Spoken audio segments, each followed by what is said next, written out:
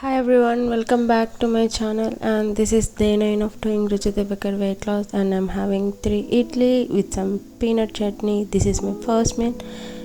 Later on I'm having a green tea, and this is my lunch. I'm having some rice with some vegetable curry, and later on I'm having some handful of roasted peanuts. And today I had lots of sweet cravings, so I prepared my own healthy style ice cream. This is 2 scoops of ice cream, and that's it as of now. I'll directly move on to my dinner. I'm having one dosa with little bit peanut chutney, and for protein source I'm taking egg.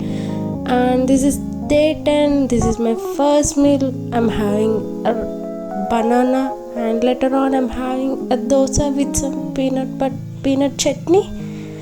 And this is my second meal of the day, and I haven't feel hungry, so I hadn't ate anything, and I directly move on to lunch.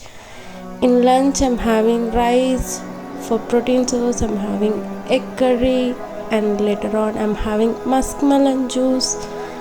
Today I'm not feeling too much hungry, so I haven't ate. And this is my last meal. I'm having green leaf vegetable with some moong. Thank you for watching this video, guys. Please subscribe to my channel and follow me on social media.